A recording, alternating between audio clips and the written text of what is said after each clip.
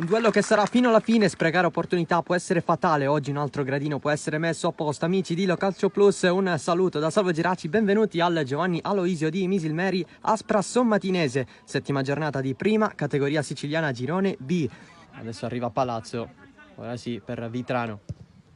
Cross in mezzo, sempre il colpo di testa in porta.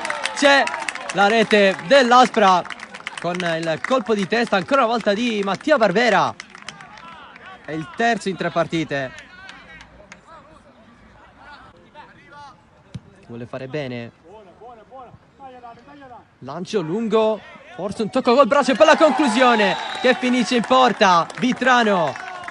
Sembrava esserci il gioco fermo, ma in realtà Vitrano ha messo dentro il gol del 2-0. Settimo della ripresa. L'Aspra raddoppia. Siamo al limite con il cross in mezzo di San Marco, pallone sul palo, Iallo, ancora il palo e poi Cascione, che chance per la Sommatinese. Ancora Laimo contro Cilufo, chi avrà la meglio? Giù a Laimo, senza palla, ancora Laimo da terra a proteggere il pallone. Questo è un tocco irregolare alla fine del cross di Barbera, levato via da Giannone, colpo di testa da parte di Vitrano e 3-0 Aspra. Ne approfitta così la squadra di Correnti. Una lotta infinita.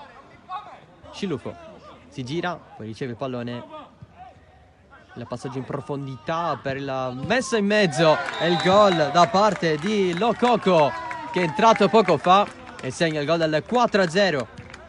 Tra l'altro è il secondo su azione consecutivo. Lancio lungo, non c'è fuori gioco, proposta in mezzo per il sinistro in porta di Tomasello.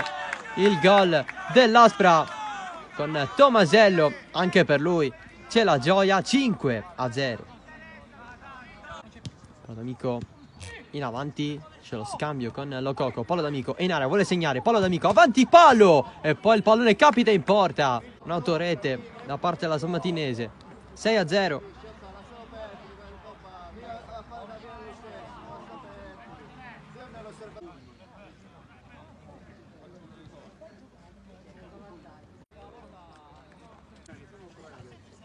Attenzione al pallone in avanti con Lococo davanti alla porta, segna il gol del 7-0 e finisce proprio qui la partita al 90esimo. Aspra 7, Sommatinese 0.